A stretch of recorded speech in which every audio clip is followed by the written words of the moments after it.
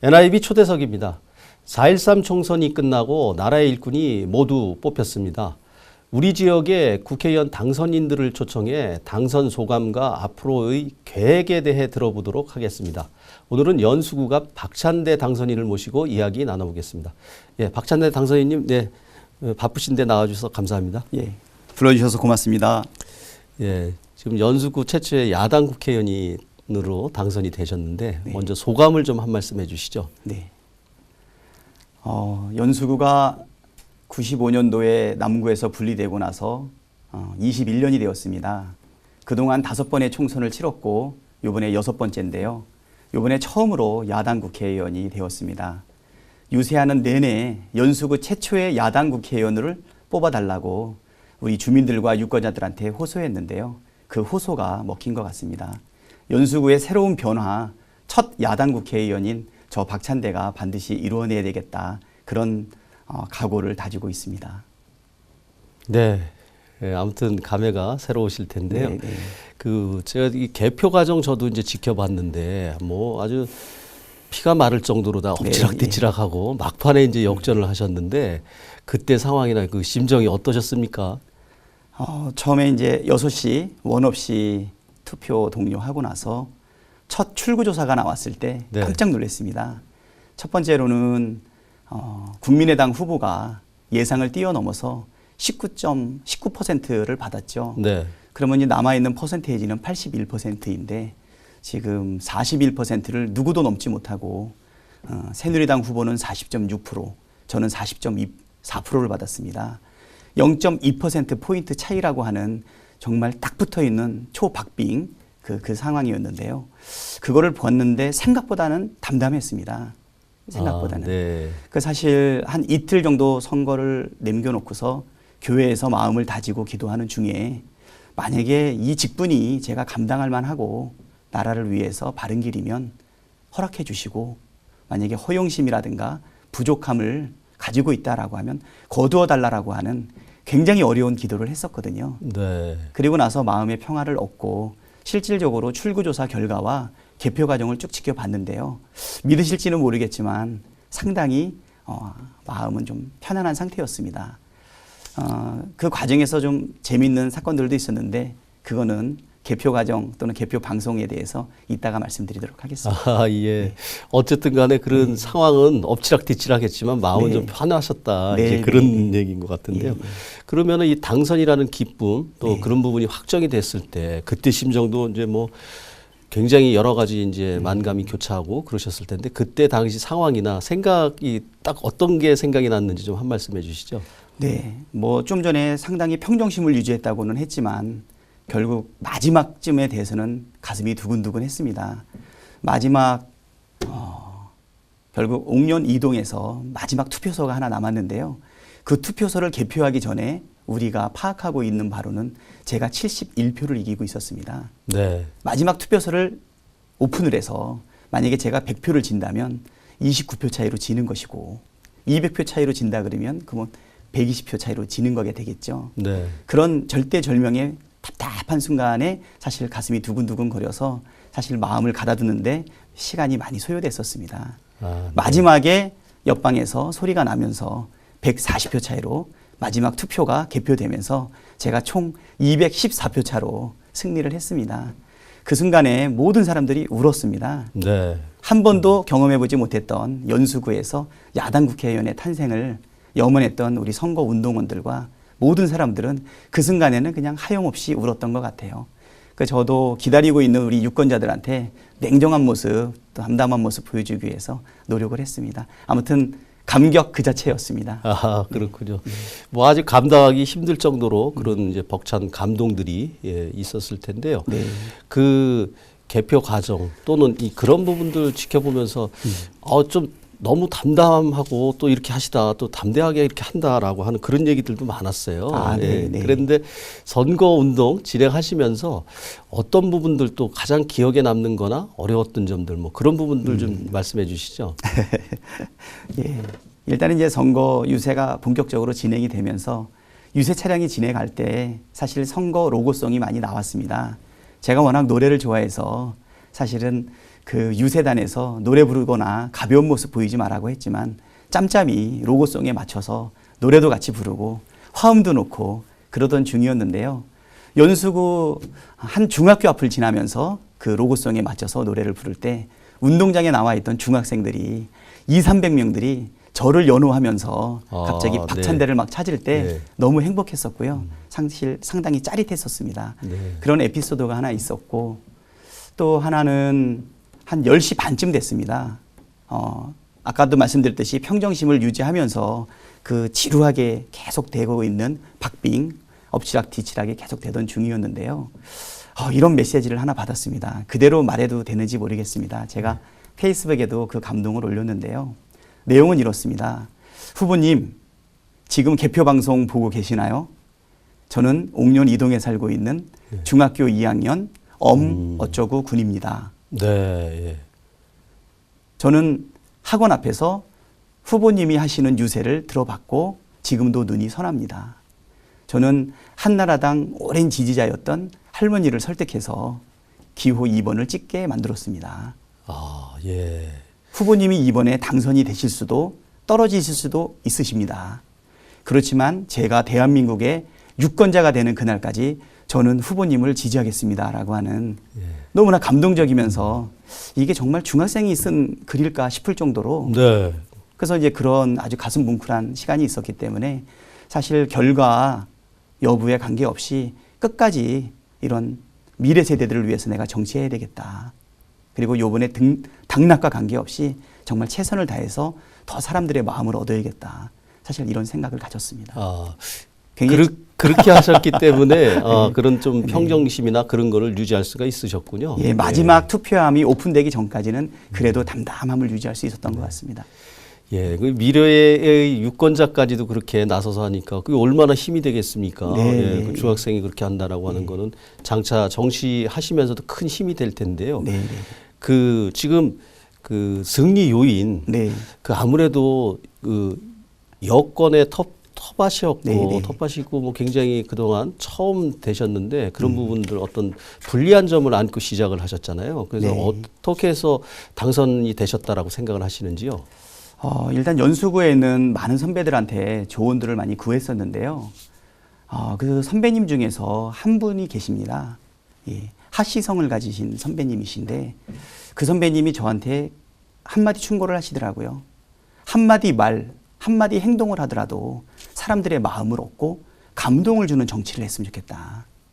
그냥 의례적이고 형식적인 선거운동 안 했으면 좋겠다. 그래서 저는 그 감동을 주라는 그 말 한마디를 짧은 선거운동 기간 동안에 어떻게 적용할 것인가 해서 저는 선거운동의 첫 시작을 사실 기도를 했습니다. 네. 4시 16분에 알람을 맞춰놓고 일어나서 연수구에 있는 소재하는 네. 교회에 가서 기도를 하고 또 성당에서 마음을 모으고 그리고 나서 7시부터 9시까지 출근 인사를 할 때 피켓을 번쩍 들고 반성하는 마음으로 2시간 동안 그 피켓을 내리지 않고 끊임없이 진정성 있게 내가 반성하고 노력하고 남들과는 다른 선거운동을 하겠다. 이런 마음을 가졌고요. 그리고 또 보수 층인 그 어르신들 마음을 얻기 위해서 11시부터 1시까지는 경로당을 다니면서 네. 계속 노래를 불러드렸습니다. 네. 그런 사람들 마음에 다가서기 위한 그런 노력들, 그런 것들이 오랫동안 아성처럼 버티고 있었던 보수표의 마음 중에 일부를 조금씩 가져온 게 아니었던가. 그 표가 다 모아서 214표라고 하는 승리의 결과를 이루어냈는데요. 지금 어떤 분들을 만나서 당선 사례를 하더라도 만약에 이 그룹에 이분들이 도와주지 않았다면 내가 214표를 얻을 수 있을까? 또 이 그룹의 사람들을 만났을 때, 또 저 그룹의 사람들을 만났을 때, 또 어떤 보수 시민단체든 어떤 종교단체든 사실 그래서 하나하나 정말 정성을 들이기 위해서 최선의 노력을 다했고요. 네. 그 결과 상상할 수 없었던 결국은 기호 3번이 19.1%를 가져가는 상황에서 우리 둘 다 누구도 41%를 가져가지 못하고 40.6%와 40.3%의 기적 같은 결과를 이뤄냈던 것이 아닌가. 네. 그 지금 말씀하신 대로 그 3명의 후보자들이 네. 그 국민의당 후보가 이제 표를 많이 가져갔기 때문에 또 그러면서 그것도 야 성향인데 그 부분까지 얻어내면서 하면 사실상 굉장히 큰 승리라고도 볼 수가 있거든요. 네, 물론 표차에는 그렇게 나왔지만. 네. 근데 지금 또 야당 국회의원이 처음 됐기 때문에 뭐 책임감, 네. 뭐 또 여러 가지 이제 그런 부분들을 갖고 계실 텐데 앞으로 어떻게 그런 부분들 헤쳐나가실 건지 좀 말씀을 해 주시죠. 사실 연수의 변화를 바라는 연수 주민들의 염원이 담겨졌다 이렇게 말씀을 드리지만 어쩌면 우리 야당에게 한번 기회를 주신 게 아닌가 싶습니다. 의식 수준 높고 교육열과 중산층이 많은 연수구에서 5번의 총선을 내리 보수당에다가만 준 것은 사실 어디서도 유례를 찾아보기 어려운 결과라고 봅니다. 물론 연수구가 서울의 강남이라는 표현도 있지만 일부 이번에 강남도 여러 가지 결과가 무너지지 않았습니까? 네. 연수구에서 저한테 표를 몰아준 것은 결국 변화를 바라는 연수 구민들의 염원이 담아진 것이라고 생각이 됩니다. 제가 유세중에 이런 말을 했습니다. 국민 여러분, 우리 야당 무능해 보입니까? 이렇게 물어봤습니다. 무능해 보입니다. 무능한 모습도 많이 보여드렸죠. 그렇지만 저는 우리 야당이 무능하기보다는 어쩌면 힘이 없기 때문에 그런 것 아닌가 이렇게 말씀을 드렸습니다. 우리가 아무리 기술이 있고 능력이 있어도 힘이 없으면 씨름해서 이길 수 없듯이 우리 야당이 가지고 있는 경제 민주화 또는 보편적 복지 이런 좋은 정책들도 우리 야당의 힘이 있다면 보여줄 수 있을 텐데 야당의 힘이 없기 때문에 무능으로 비치고 무능한 결과를 냈을 수도 있다고 생각이 됩니다. 요번에 우리 야당에 힘을 실어주셨기 때문에 이 힘을 기초로 해서 반드시 무능하지 않은 유능한 경제정당, 야무지게 일을 잘하는 야당 국회의원의 모습을 반드시 보여드리도록 하겠습니다. 네, 알겠습니다. 다음 질문 드리겠습니다. 최근 우리 사회에서 사회 양극화 또는 이 청년 실업 이런 부분들 굉장히 큰 사회 문제로 대두하고 있습니다. 그래서 우리 경제 전문가시고 하니까 이런 부분 해소에 대한 방안 그런 부분들 많이 연구를 하셨을 텐데 그 부분 좀 설명을 해 주시죠. 예. 저는 이제 오래된 이런 말씀 드려도 되는지 모르겠지만 개신교인입니다. 교회를 다니고 있는 기독교인이죠. 근데 요번에 후원회장으로 인천 경실련의 상임대표를 하셨고 인천 가톨릭대학교의 명예교수이신 오경환 신부님을 후원회장으로 모셨습니다. 그 신부님은 우리 인천 지역사회 내에서 학자로 또는 사제로 그리고 시민운동가로 오랫동안 존경을 받으셨던 분인데요. 그분한테 은퇴하신 신부님을 저희 후원회장으로 모셨을 때 그분이 이런 말씀을 하셨습니다. 우리나라에 가장 커다란 3가지 문제가 있는데 첫 번째는 젊은이들이 아이를 적게 낳고 두 번째는 노후가 보장되지 않으며 세 번째는 대기업만 위한다는 것이다. 저는 박찬대 씨가 국회의원이 된다면 이러한 부분들을 해소하는 데 기여할 것으로 믿는다. 이렇게 인사말을 적어주셨습니다. 맞습니다. 지금 우리나라 정말 열심히 일해왔습니다. 저도 대학에서 강의를 하지만 우리 학생들 단군 일에 최대의 스펙과 실력을 가지고 있지만 청년 실업률은 12.5%에 달하고 있습니다. 국가 부채는 5천조에 이르고 있고요. 가계 부채는 1200조 원을 뛰어넘고 있지만 우리 대기업의 곳간에는 500조 원의 유보금이 지금 쌓여 있는 상황입니다. 지금 우리나라가 과거보다는 반드시 절대적 수준의 물질적 풍요는 이루었지만 상대적 박탈감 어느 때보다 심하다고 생각이 됩니다. 특히 우리의 미래 세대인 청년들의 실업과 그 다음에 보육, 교육, 아이 낳는 문제 자체가 해결되지 않는다면 바로 우리나라의 미래, 우리의 노후는 누구도 보장해주지 못할 것으로 생각이 됩니다. 저는 의정 활동에 있어서 가장 중요한 부분은 경제 민주화를 통한 양극화 해소다 이런 생각이 듭니다. 우리나라가 해방을 맞을 때는 독립이 우리의 시대 정신이었고 그 다음에는 반공, 그 다음에 산업화, 그리고 민주화 다 차례차례 놀라운 힘과 능력으로 여기까지 왔지만 이제는 양극화를 해소하지 못하면 우리나라의 미래는 굉장히 불안해질 것으로 봅니다. 저는 의정활동의 중심을 이러한 양극화를 해소해서 서로가 조화롭게 살 수 있는 사회에 공정한 경쟁할 수 있는 사회가 됐으면 좋을 것 같습니다. 특히 젊은이들이 아이를 많이 낳을 수 있고 마음 놓고 키울 수 있는 그런 사회, 노후는 좀 더 많이 보장되고 국가 예산에 우선적인 배분이 있을 수 있는 그런 사회, 중소기업과 자영업자 이런 분들이 마음껏 경쟁하며 경제 생활을 영위할 수 있는 건전한 경제 생태계에 있는 그런 사회가 되고 싶고요. 그리고 우리가 안보라든가 국방 여러 가지 많은 위험이 있는데요. 한반도의 평화를 높이는 쪽으로 평화가 없으면 우리의 복지도 없다고 생각이 됩니다. 양극화 해소를 위해 가지고 어떤 것이든지 할 준비가 되어 있고요. 필요하다면 정말 노력하고 공부하고 진행하도록 그거에 위해서 최선을 다하는 그런 국회의원이 되도록 하겠습니다. 네, 그 앞으로 많이 기대하겠습니다. 네. 네. 그리고 우리 박찬대 당선인께서는 네. 예, 공약 여러 가지 공약을 네, 이제 네. 내걸으셨는데 그 공약 이행도 굉장히 중요합니다. 예. 네, 그래서 주요 공약하고 이행하실 거 어떻게 네. 하실 건지 좀 설명을 해주시죠. 네. 경제 민주화를 통한 조화사회 또는 공정사회 그리고 양극화를 해소하거나 한반도의 평화를 조성하는 이런 부분들은 국회의원으로서 국정과 관련된 공약이라고 볼 수 있습니다. 우리 지역을 위한 공약은 제일 큰 주제는 원도심과 신도심의 균형 잡힌 발전이라고 이야기할 수 있습니다. 지난 10년에서 그 이상 기간 동안에 송도를 비롯한 신도심은 굉장히 비약적인 발전을 해왔습니다.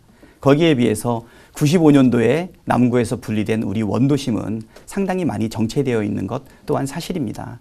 주거라든가 교통 여러 가지 문제에 있어서 개선이 필요한 즈음입니다.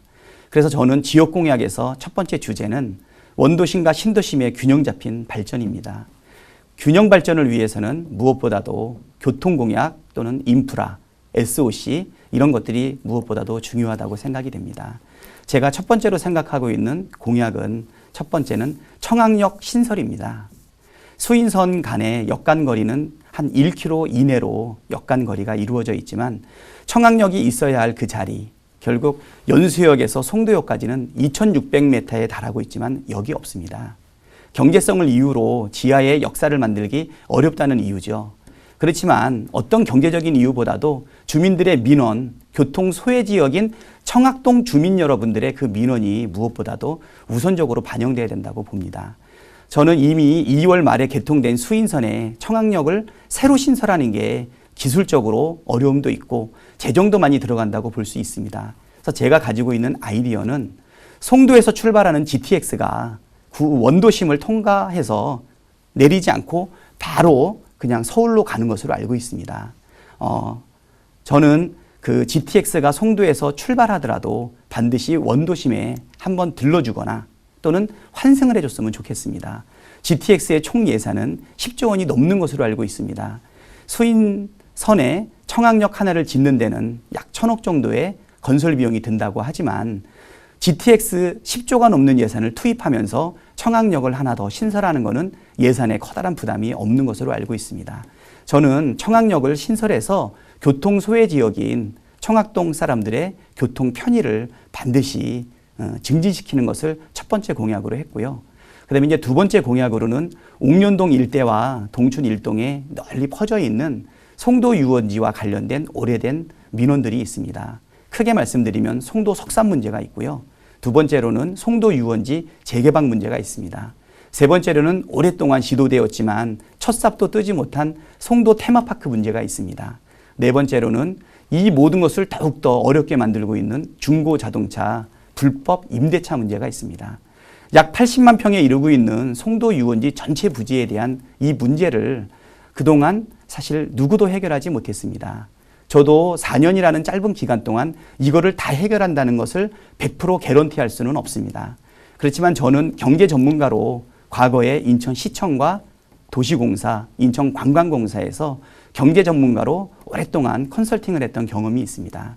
지금은 경제성을 이유로 2008년 이후에 금융위기 때문에 여러 가지 사업이 중단되고 스타트를 못하고 있지만 제가 가지고 있는 경제적 전문성에 만약에 재정을 투입하고 예산을 배분하고 또 국회의원으로서 각각의 이해관계자와 경제주체를 조율할 수 있는 권한이 저한테 주어진다면 아마 이 문제들을 하나하나 풀어나갈 수 있는 스타트는 할 수 있지 않을까 생각이 됩니다. 시간이 많지 않아서 충분히 말씀드릴 수 없지만 저의 공약의 대부분은 지역 공약은 반드시 균형 발전을 위해서 최선을 다하겠다. 또 선악동에는 체육공원을 조성하고 어린이 도서관과 물놀이장을 만들어서 청학동 주민들의 염원을 해결해 주겠다 말씀드리고 싶고요.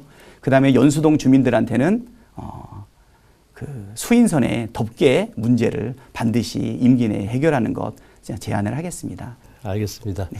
뭐 말씀 듣고 보니까 아주 잘 해나가실 것 같습니다. 예. 예. 근데 뭐 이 정치 신인이라서 이런 질문 여쭙기 외람될지 네, 모르겠습니다만 네, 네, 네. 뭐 어떻게 원하는 상임이나 뭐 이런 활동 뭐 계획하고 계신 게 있습니까?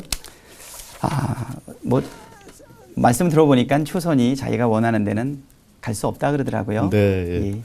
물론 이제 경제 민주화를 위해서 뭐 산업 구조를 조정한다든가 아니면 조세 정의를 실천하기 위해서 세제를 개편한다든가 그런 거를 염두에 둔다라고 하면 기재위라든가 또는 정무위, 산업위 이렇게 경제적 전문성을 발휘할 수 있는 상임위를 사실 가는 것도 주어지는 대로 역할을 할 수 있지 않을까 이런 생각이 많이 들고요.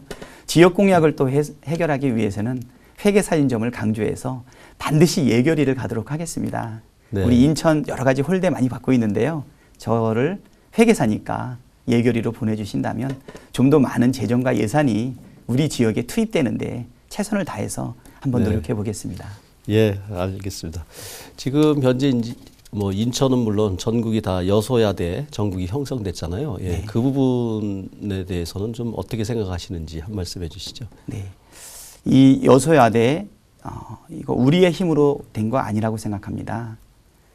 저 개인적인 예를 만약에 든다면 국민의당 후보가 여론조사상 계속 10%가 나올 때 우리 연수구에서 국민의당 후보가 10%를 가져가면 당선은 불가능하다고 생각을 했습니다. 그래서 마지막 선거 유세 때 지지하는 정당이 다르시다면 비례 때는 그 정당을 찍어주시되 야권 후보로는 박찬대한테 몰아주십시오.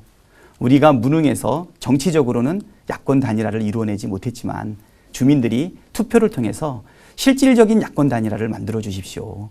이렇게 말씀을 하면서 국민의당 후보의 지지율이 5%가량 떨어져야 승부를 낼 수 있다고 생각을 했습니다.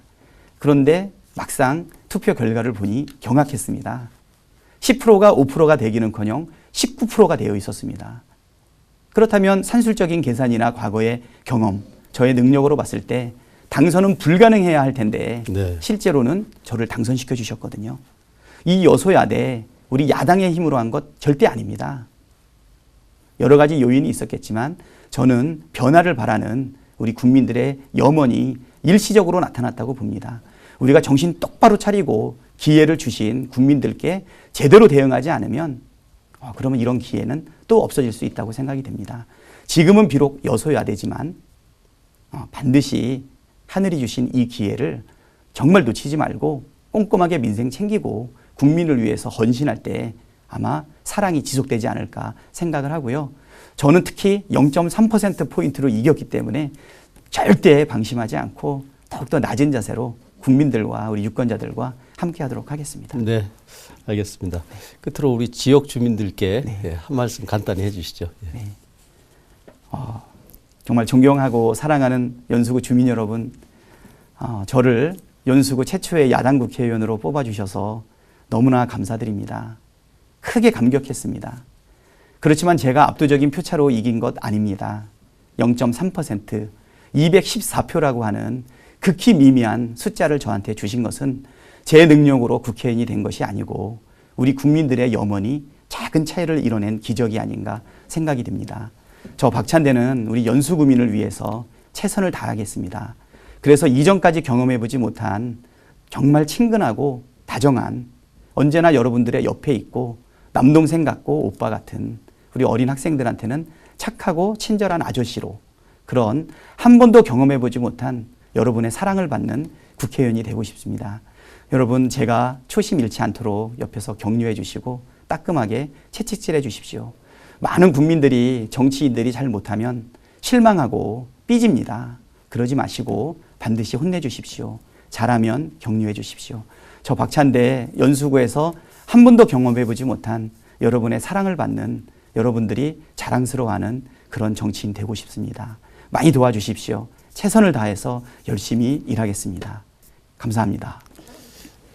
네, 우리 뭐 든든합니다. 우리 박 당선인께서 말씀들 잘 해주셨고 그랬는데 아까 모두에 말씀하신 것처럼 미래의 유권자, 그 중학생 우리 미래의 유권자가 했던 얘기 그거를 항상 되새기면서 초심을 잃지 않는 우리 정치인이 되길 바라겠습니다. 오늘 말씀 감사합니다. 고맙습니다. 이 프로그램은 www.nibtv.co.kr에서 다시 보실 수 있습니다.